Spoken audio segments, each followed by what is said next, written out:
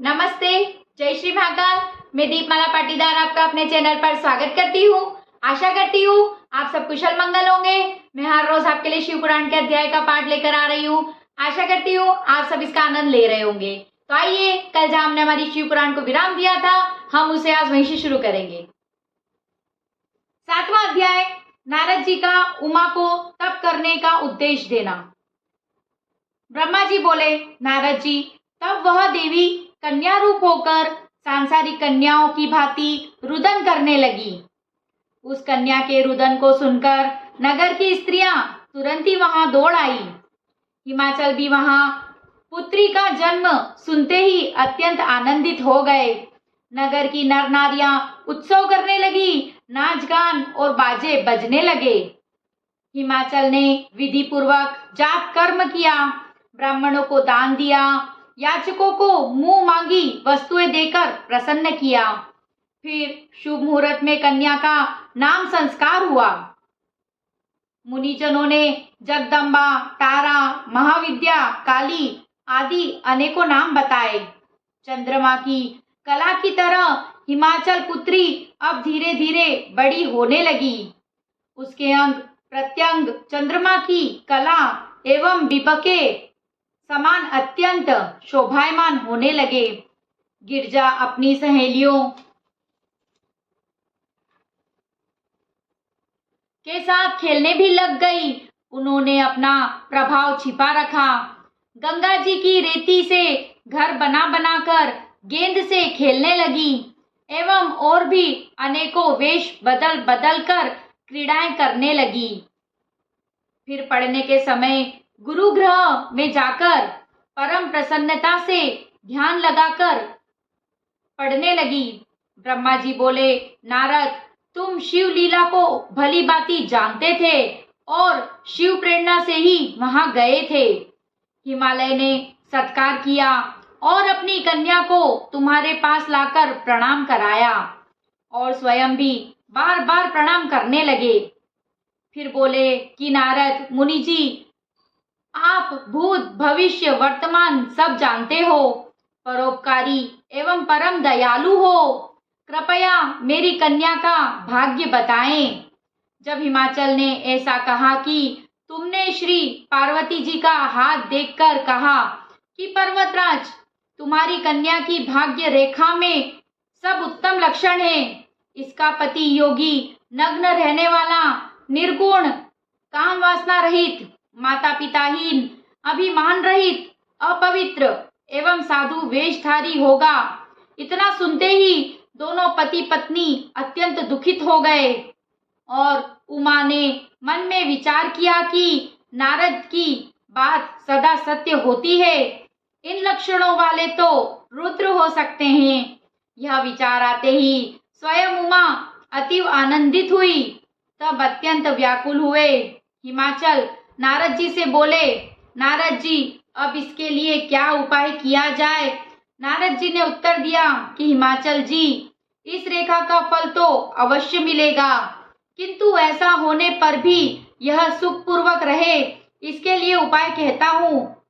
जितने भी मैंने इसके पति के लक्षण कहे हैं वे सब रुद्र में दिखाई देते हैं, किंतु भगवान रुद्र में यह अशुभ लक्षण भी शुभ समझे जाते हैं।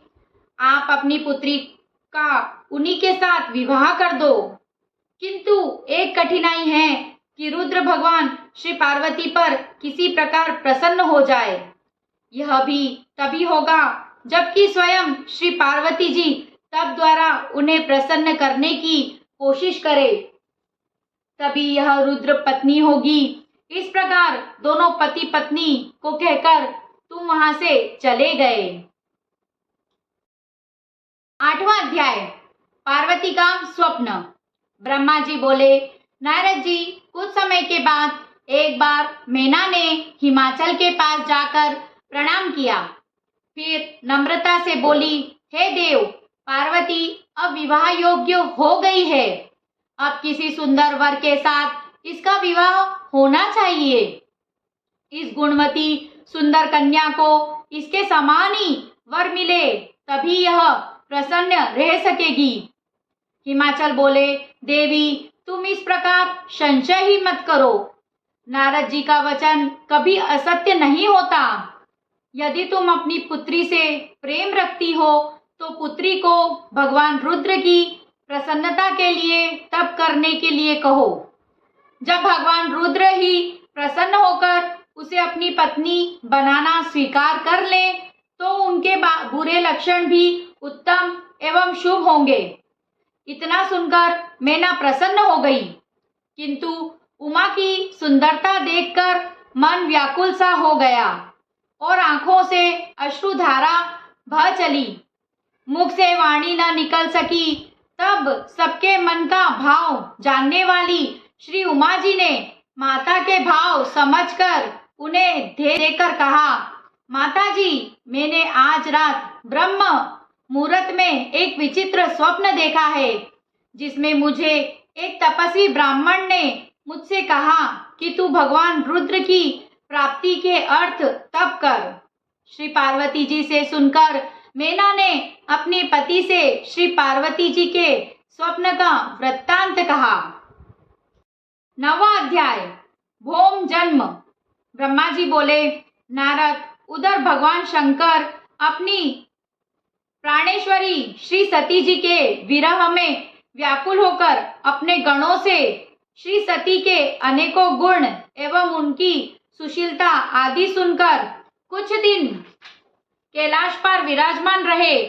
फिर गृहस्थ धर्म को त्याग कर नग्न होकर कुछ समय तक सब लोकों में घूमते रहे। इसके बाद कैलाश पर वापस पधारे। फिर वहां आकर समाधि धारण कर ली। कुछ समय के बाद सदाशिव समाधि से जग गए। समाधि के परिश्रम के कारण उनके मस्तक से पसीने की बूंद पृथ्वी पर गिर पड़ी। तब तो उससे एक बालक प्रकट हो गया, जिसका लाल वर्ण था, 4 भुजाएं थी और बहुत सुंदर था। वह प्रकट होते ही रोने लग गया। उसे देखकर संसारी मनुष्यों की भांति सदाशिव उसके पालन पोषण का विचार करने लगे। उस समय डरी हुई एक सुंदर स्त्री वहां आई और बालक को अपनी गोद में लेकर उसे दूध पिलाकर उसका मुख चुंबन तथा उसे लाड़ लड़ाने लगी। वह स्त्री और कोई नहीं थी, स्वयं पृथ्वी आई थी।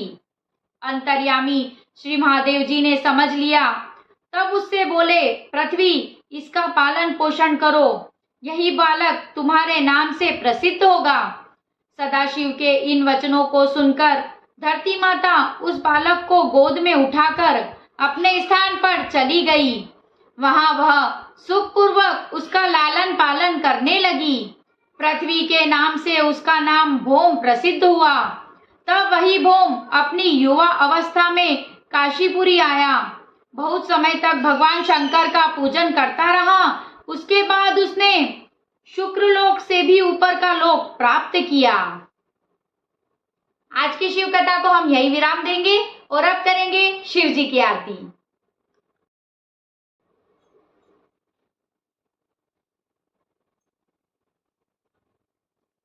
ओम जय शिव ओंकारा, प्रभु हर शिव ओंकारा, ब्रह्मा विष्णु सदा शिव, ब्रह्मा विष्णु सदा शिव, अर्धांगी धारा। ओम जय शिव ओंकारा, एकानन चतुरानन, पंचानन राजे, शिव पंचानन राजे, हंसानन गरुड़ासन,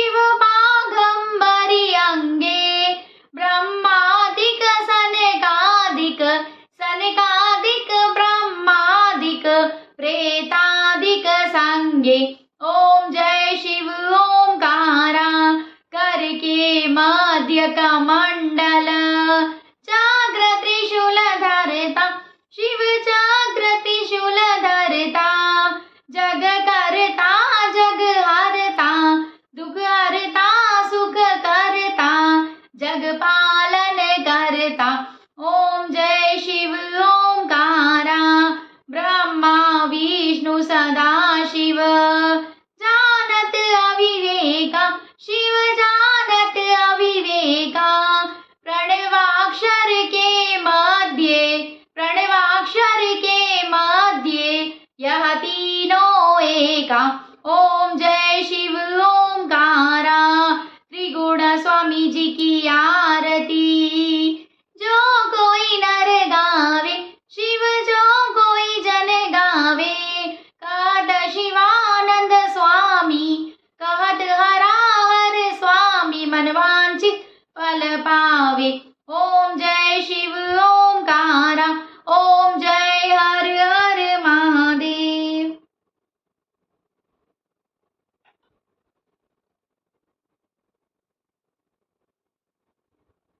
अगर आपको मेरा वीडियो पसंद आया हो तो इसे लाइक करें, ज्यादा से ज्यादा शेयर करें और अगर आप मेरे चैनल पे नए हो तो इसे सब्सक्राइब जरूर करें। Thank you. जय श्री महाकाल। सती जी के वियोग से दुखी तो शिव जी समाधि में चले गए। कई समय बीतने के बाद वे समाधि से जागे, किंतु समाधि के परिश्रम के कारण उनके मस्तक से पसीने की कुछ बूंदें धरती पर जा गिरी, जिससे एक बहुत ही सुंदर लाल वर्ण का बालक प्रकट हुआ। प्राकृतिक मनुष्यों की तरह वह बालक भी प्रकट होते ही रुदन करने लगा। शिव जी उसके लालन पोषण की चिंता कर ही रहे थे